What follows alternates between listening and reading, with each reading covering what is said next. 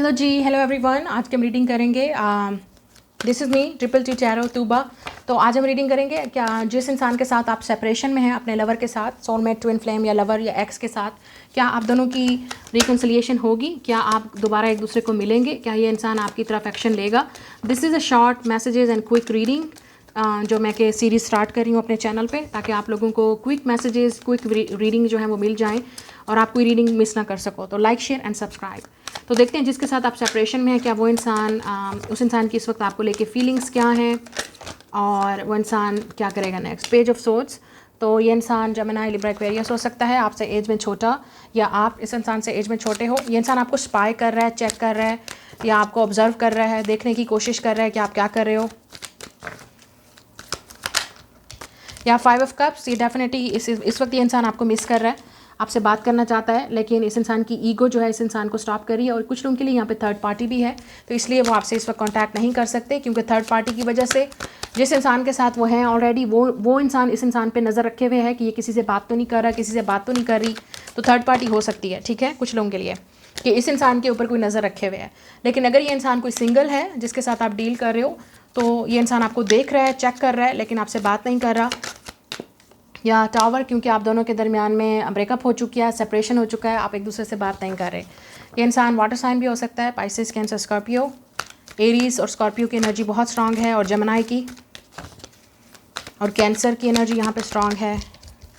We have a 2 of swords. यहाँ इस इंसान को आइडिया नहीं है कि आप इस इंसान को दोबारा एक्सेप्ट करोगे, नहीं करोगे, आप इस इंसान से दोबारा बात करोगे या नहीं करोगे।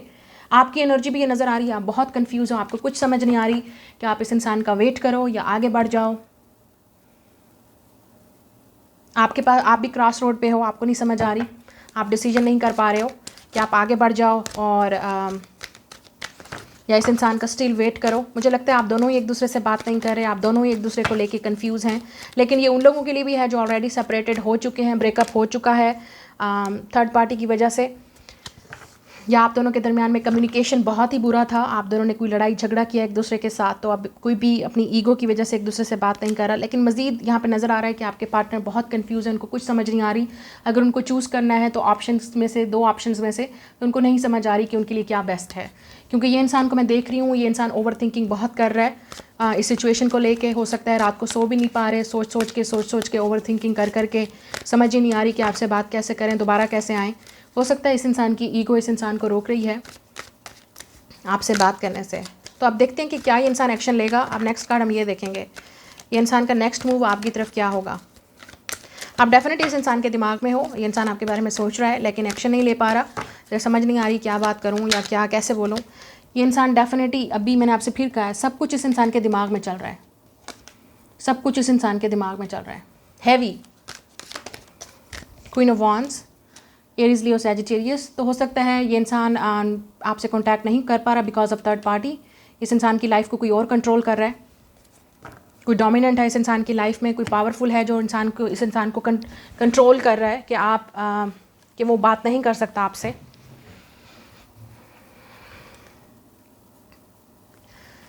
ये इंसान आपका वेट कर रहा है कि आप कांटेक्ट करो, आप वापस आ जाओ। इस इंसान को लगता है कि आप बहुत कंट्रोल करने की कोशिश करो, ये भी हो सकता है। ये भी एनर्जी है यहाँ पे with the queen of wands. Definitely यहाँ पे फेमिनिन एनर्जी है। अगर आप फीमेल हो, आप फेमिनिन हो, तो ये आपकी एनर्जी हो सकती है। ये इंसान आपको काफ़ी इंडिपेंडेंट, स्ट्रांग और पावरफुल देख रहा है, तो इस इंसान को नहीं आइडिया कि आप इगोइस्टिक तरीके से देख रहे हैं इंसान आपको, कि पता नहीं आप एक्सेप्ट करोगे भी या नहीं करोगे। और अगर आप मेल हो तो हो सकता है ये जो भी इंसान जिसके लिए आप देख रहे हो, वो इंसान काफ़ी थर्ड पार्टी की वजह से या इस वक्त जो भी कंट्रोल इश्यूज़ हैं उसकी वजह से रुका हुआ है कॉन्टैक्ट करने में।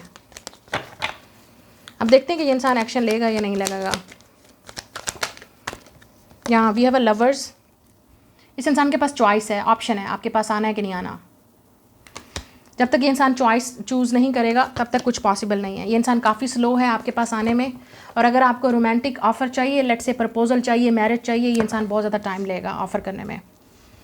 मैं कार्ड नहीं दिखा रही because this is naked, okay. So या मुझे लगता है आप डिसाइड करोगे कि आपको इस इंसान का वेट करना या नहीं करना, अब आप पे डिपेंड करता है। अब ये इंसान अगर आपके पास आएगा भी सही, एक्शन लेगा भी सही, तो बहुत ही छोटी ऑफ़र करेगा आपको। लेट्स से फ्रेंडशिप कर लेते हैं, दोबारा से स्टार्ट करते हैं, लेकिन कुछ पता नहीं है फ्यूचर का कि कहाँ जा रहा है।